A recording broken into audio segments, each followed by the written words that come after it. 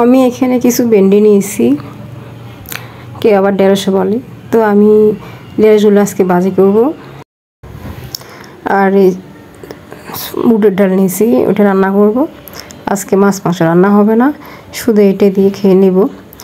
আসসালামু আলাইকুম, কেমন আছেন? আমি ডালগুলোকে ধুয়ে নিছি, ধুয়ে একটু হলুদ দিয়ে চুলায় উঠাই দিছি, একটু সিদ্ধ করে নিব।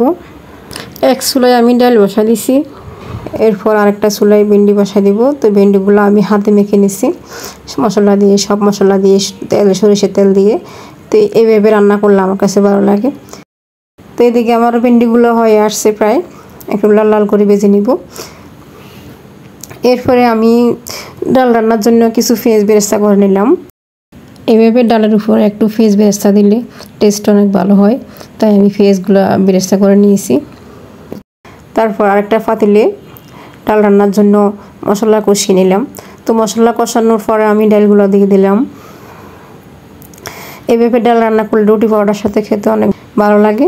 তো এভাবে ট্রাই করে দেখবেন আমার মতো, কে কে এভাবে পছন্দ করেন। এভাবে একদিন রান্না করে দেখবেন, অনেক ভালো লাগবে।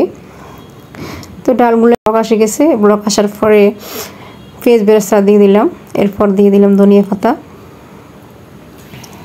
তো কালারটা অনেক সুন্দর আসছে ডালে, দেখতে পাচ্ছেন অনেক একটা সুন্দর কালার আসছে। তো আমার রান্না এখানে শেষ আজকে। ভিডিওটি যদি ভালো লাগে সবাই লাইক কমেন্ট শেয়ার করে দিবেন। আর পরের ভিডিও দেখার জন্য আমন্ত্রণ জানাচ্ছি সবাইকে। আরেকটা কথা বলতেছি, আমার এই ছোট্ট পেজে একবার হলো ঘুরে আসবেন, আর আমার ভিডিওতে ফলো দিয়ে পাশে থাকবেন। আমার ভিডিও কেমন হয়েছে জানাবেন। তো এই পর্যন্ত আমার ভিডিও। তো সবাই ভালো থাকবেন। আল্লাহ হাফেজ।